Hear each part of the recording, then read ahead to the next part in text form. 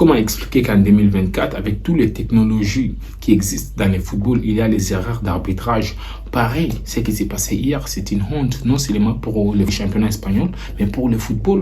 C'est une honte. Je vous vois déjà venir. Oui, le Barça n'a pas été bon hier. Oui, la Real Sociedad méritait sa victoire. Bien sûr, la Real Sociedad méritait sa victoire, mais ce n'est pas une raison pour qu'on vole le Barça. Combien de fois ici on a vu des équipes catastrophiques en Liga qui s'en sortent avec des pénaltys par-ci par-là, mais quand il s'agit des Barça, ouais, et les Barça n'a pas mérité cette victoire, ouais, les Barça a très mal joué. Bien sûr, on peut très mal jouer, mais lorsqu'on ouvre les scores, tout change. Comment vous comprenez les choses? Et je vois plein de supporters du Barça aussi qui tombent dans les mêmes panneaux. Oui, on n'a pas été bon, mais est-ce que c'est une raison pour qu'on annule les buts du Barça injustement comme ça?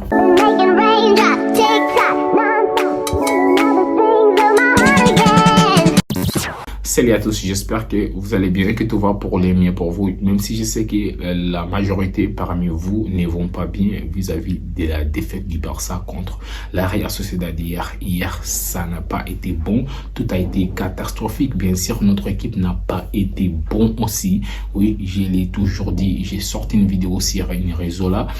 Notre équipe n'a pas été bon, mais on s'est fait voler aussi. Il faut aussi reconnaître, on s'est fait voler. Parce que je vois plein de gens dire que oui, les Barça n'a pas été bon. Donc ça veut dire que si les Barça n'a pas été bon, donc c'est une raison suffisante pour qu'on vole aussi des buts. Est-ce que vous savez que les Barça étaient supérieurs à la Real Sociedad jusqu'au moment où la Real Sociedad ouvre les scores? Oui, parce que la Real Sociedad était étouffée par les systèmes du Barça. Mais lorsqu'ils ont ouvert les scores, on voit les supporters qui se transcendent, on voit les joueurs aussi qui se transcendent. C'est là que la Real Sociedad a commencé à dérouler.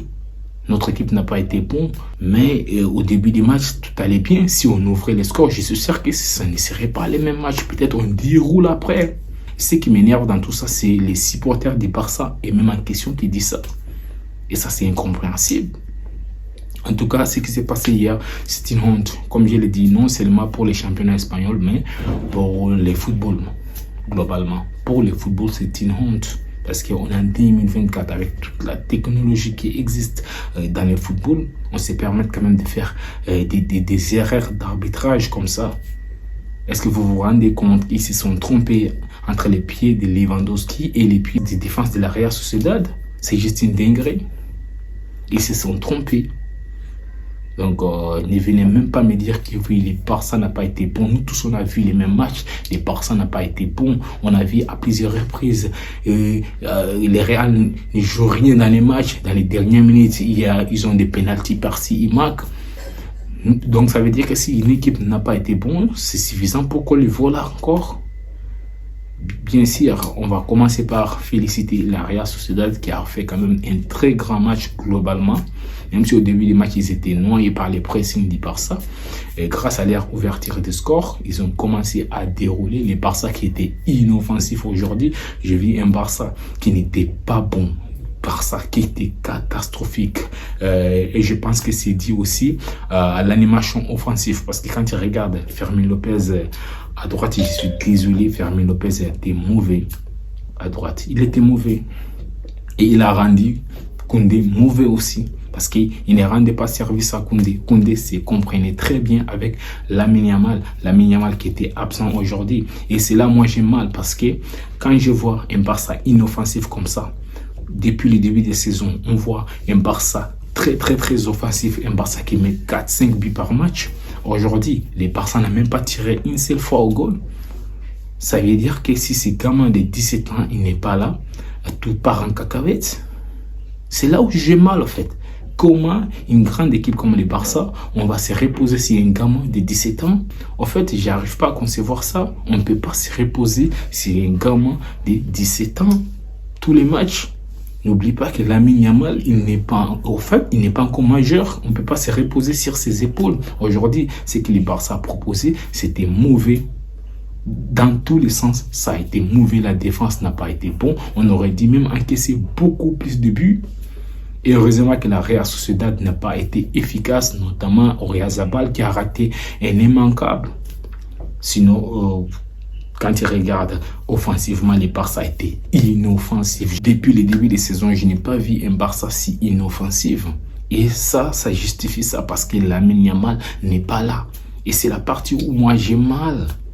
Il va falloir que les Barça se gèrent lors des mercato qui arrivent. Bien sûr, les Barça viennent de signer un contrat avec Nike. J'espère que là, les Barça va recruter en janvier au moins un ailier. Moi, je pense toujours à Nico Williams parce que j'ai vu plein de gens dire que Nico Williams, il n'a pas la place. Bien sûr, Nico Williams, il a la place. Il peut jouer à gauche comme à droite. Il joue des pieds. Il est bon, les gars. Nico Williams, si on l'amène, ça va nous permettre de faire reposer Lamine Yamal quelques matchs. Mais là, on était obligé de faire reposer Lamine Yamal. Et je suis sûr qu'il n'a rien. Quand on nous dit que oui, Lamine Yamal, il est blessé, c'est juste parce que les Barça veut aussi faire la même chose que le Real Madrid. Il ne veut pas que Lamine Yamal part en sélection parce qu'il doit faire reposer les gamins. Il est trop petit pour jouer autant de matchs. Et aujourd'hui, on a vu, lorsqu'il n'est pas là, tout part en cacahuète. Ça n'a pas été bon. 90 minutes, aucun tir cadré.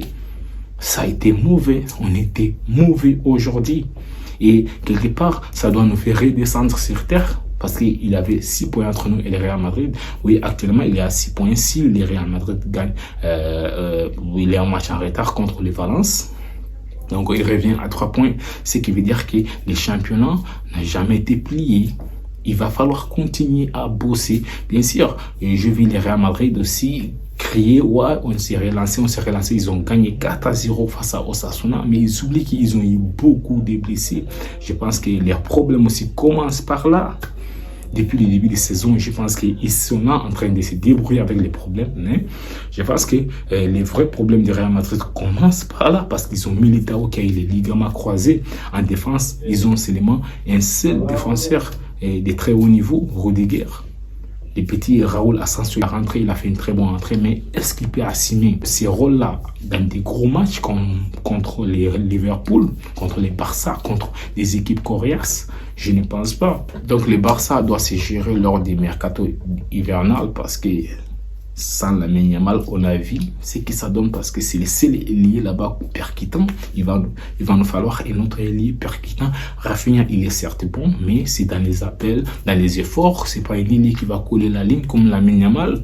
Et ça, c'est vu aujourd'hui que lorsque ton équipe n'a pas un joueur percutant sur les côtés, déstabilisateur sur les côtés, tout part en cacahuète. On a été inoffensif. Et je peux dire aussi que Flick a fait les mauvais choix parce que comment tu peux nous mettre Fermin Lopez alors qu'il y a Pau Victor qui est là. On a vu Pau Victor, à chaque fois qu'il rentre en cours de jeu, il est bon.